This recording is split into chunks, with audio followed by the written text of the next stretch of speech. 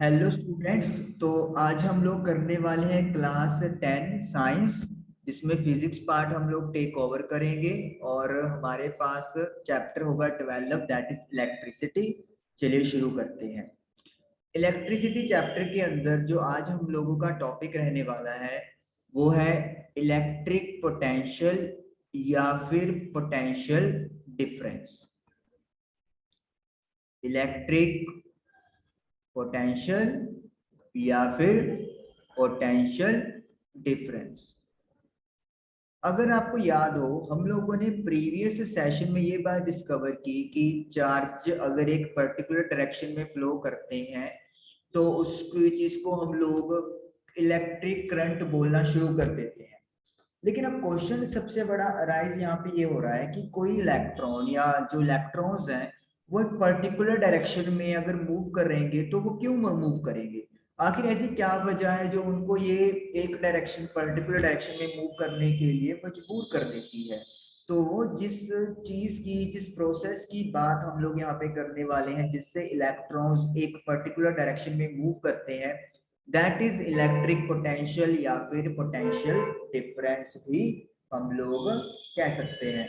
यानी कि पोटेंशियल या पोटेंशियल डिफरेंस वो चीज है जो इलेक्ट्रॉन्स को एक पर्टिकुलर डायरेक्शन में मूव करने के लिए मजबूर करती है, या फिर इसी वजह से जो इलेक्ट्रॉन्स हैं वो किसी कंडक्टर में फ्लो करते हैं। अगर हम लोग इसकी मैथमेटिकली बात करें तो इसकी जो डेफिनेशन तैयार की गई है पोटेंशियल डिफरेंस की, वो क्या चीज है? Work done to move a unit charge कह लो या पॉजिटिव चार्ज कह लो, from one point to other in an electric circuit containing current is called electric potential. और अगर हम लोग अपनी डेफिनेशन में बिटवीन 2 पॉइंट्स लिख देंगे तो फिर वो पोटेंशियल डिफरेंस आ जाएगा। आप एक चार्ज को एक पॉइंट से दूसरे पॉइंट में लेके जाना चाहते हो किसी इलेक्ट्रिक सर्किट में जिसमें करंट हो, तो उस वर्क डन को हम लोग इलेक्ट्रिक पोटेंशियल कहते हैं। तो आपके पास एक यूनिट चार्ज है, आपकी बुक में पॉजिटिव इंक्लूड नहीं किया हुआ है तो आप इसको एलिमिनेट कर सकते हो, लेकिन अगर आप प्लस 2 की बुक में देखोगे तो वहां पे पॉजिटिव मेंशन है। तो जब एक चार्ज को एक पॉइंट से दूसरे पॉइंट में मूव करवाया जाए एक सर्किट के अंदर तो उसे हम लोग इलेक्ट्रिक पोटेंशियल बोलते हैं, या पोटेंशियल डिफरेंस भी हम लोग कह सकते हैं। तो ये आप लोगों का पोटेंशियल डिफरेंस आ गया। अब हम लोग इसको मैथमेटिकली राइट करने की कोशिश करेंगे। कोशिश क्या करेंगे? करेंगे ही।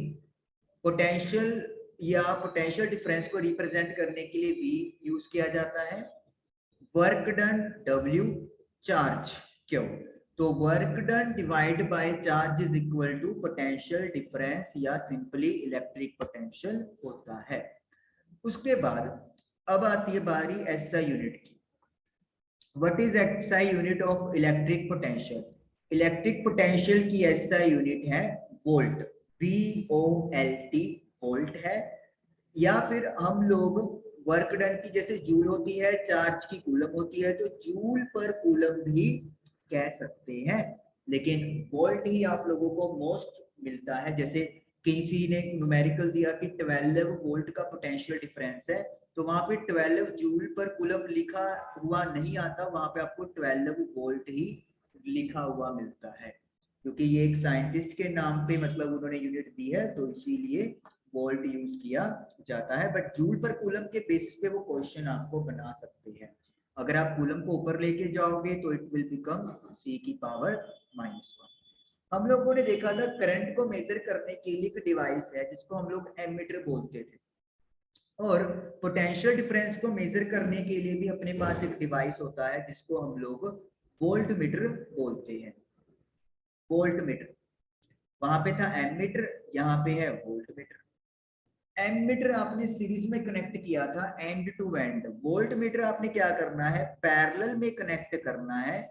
जिस सर्किट में भी आप लोग वोल्टेज पता करना चाहते हो उसके दोनों एंड्स पे वोल्ट मीटर को कनेक्ट कर दें, जहां पे भी, और उस सर्किट में आप लोगों को पोटेंशियल डिफरेंस मिल जाएगा। पैरेलल में पोटेंशियल सेम होता है तो इसीलिए कोई फर्क नहीं पड़ता आप पैरेलल में वोल्ट मीटर को कहां पे कनेक्ट कर रहे हो। ठीक है, तो इसीलिए वोल्ट मीटर को पैरेलल में कनेक्ट किया जाता है।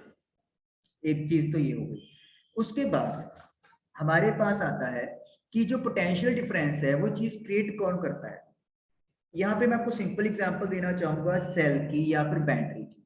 सेल जो हम लोग टाइम पीस या वॉल क्लॉक में यूज करते हैं, और जब एक से ज्यादा सेल हो जाते हैं तो फिर उसको हम लोग बैटरी बोलना शुरू कर देते हैं।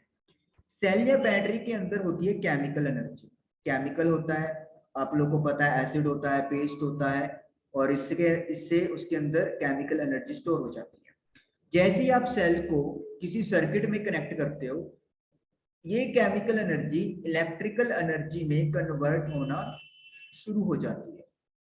तो इसका मतलब क्या हो गया, इलेक्ट्रिकल एनर्जी का काम क्या है यहाँ पे, पहला काम तो यही है पोटेंशियल डिफरेंस क्रिएट करना या वोल्टेज क्रिएट करना।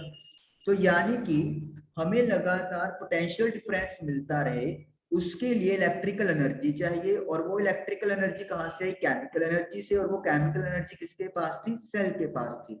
तो यानी कि सेल अपनी केमिकल एनर्जी को खर्च करेगा और एक कांस्टेंट पोटेंशियल डिफरेंस या वोल्टेज मेंटेन रखेगा एक सर्किट में।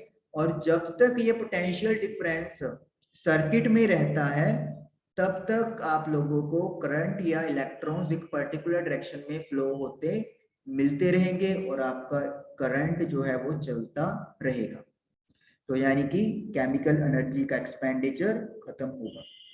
उसके बाद न्यूमेरिकल्स की जब बात आएगी, अच्छा इससे पहले हम लोगों को एक बात और डिस्कस करनी है। हमने कल एक फॉर्मूला किया था, current is equal to charge upon time. आज अपन वोल्टेज की बात कर रहे हैं, that is work done upon charge. क्या मैं यहां से Q की value I multiply by T calculate कर सकता हूँ, क्रॉस मल्टीप्लाई कर दिया तो Q की ये वाली वैल्यू वोल्टेज के फॉर्मूले में पुट कर दें तो I इंटू टी। तो आप देख सकते हो वोल्टेज का एक formula work done divide by current into time भी बन गया। तो मतलब इस तरीके से पैरामीटर एक से दूसरे को जोड़ के आप फॉर्मूले नए नए बना सकते हो। चलिए अब न्यूमेरिकल करते हैं। जैसे हमारे पास न्यूमेरिकल आ जाए, find the potential difference between 2 points in a circuit if 24 joule is work done to move 10 electrons। 10 electrons move हुए हैं, 24 जूल का वर्क डन हुआ है, तो पोटेंशियल डिफरेंस कहते हैं पता करो।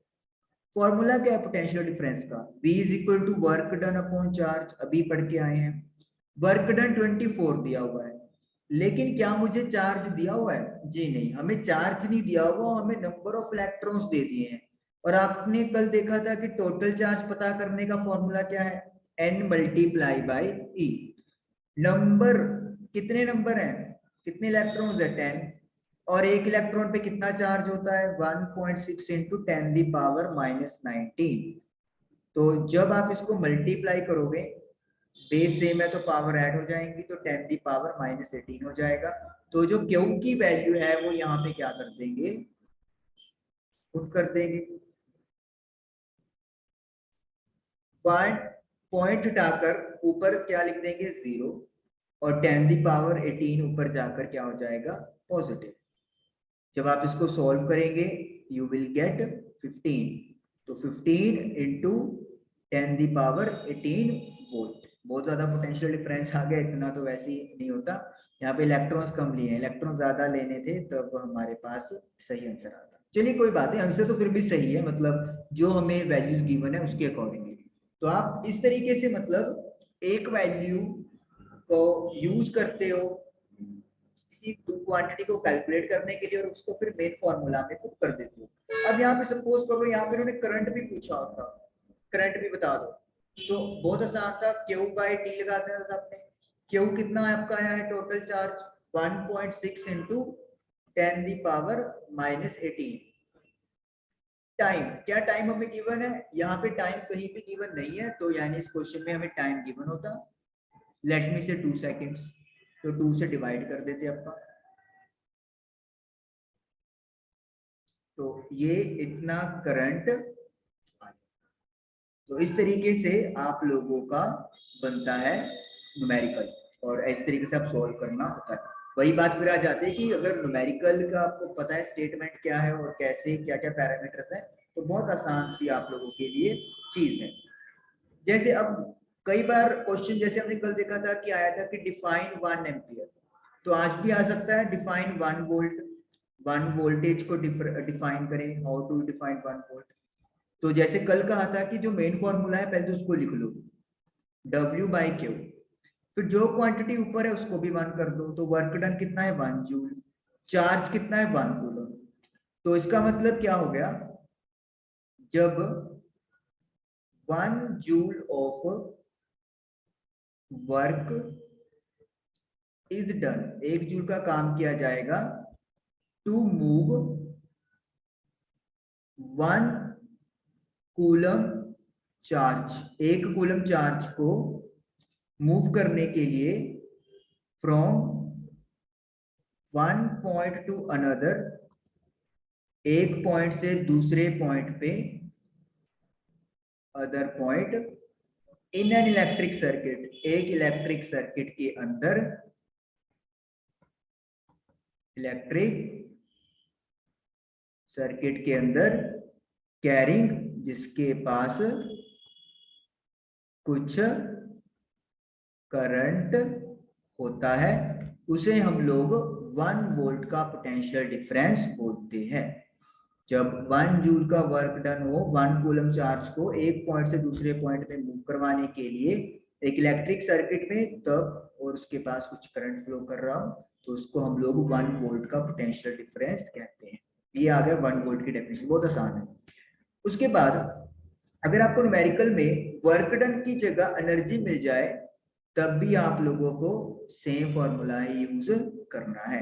How much energy is given, how much energy is required, तो एनर्जी तभी होगी, एनर्जी की डेफिनेशन क्या है, capability to do some work, तो यानी कि वर्क और एनर्जी को इन न्यूमेरिकल्स के लिए इंटरचेंज किया जा सकता है। तो आपने ये नहीं सोचना कि कुछ बाहर से कुछ अलग से करना पड़ेगा, सेम फॉर्मूला यूज करना पड़ेगा, जो भी पैरामीटर्स दिए हुए हैं उनको करिए और आप अपना न्यूमेरिकल डन कर सकते हैं। अब जैसे क्वेश्चन हम लोग कर लेते हैं, how much energy is given to 1.6 into 10 the power -19 coulomb charge to move through a 10 volt battery या फिर पोटेंशियल डिफरेंस। तो 10 वोल्ट वोल्टेज दे दिया, वर्क डन या एनर्जी हमसे पूछा है, और कितना चार्ज है 1.6 इंटू 10 दी पावर -19 कूलम। अगर यहाँ पे उन्होंने इलेक्ट्रॉन्स दिए होते तो पहले हमें उससे चार्ज पता करना होता, और चार्ज का फॉर्मूला होता n इंटू ई होता, लेकिन यहाँ पे उन्होंने हमें डायरेक्टली चार्ज दे दिया है, तो इसलिए डायरेक्टली क्यू की वैल्यू आ जाएगी, क्रॉस मल्टीप्लाई कर देंगे, तो ये आपके पास बन गया work done is equal to 1.6 into 10 the power -18 joule.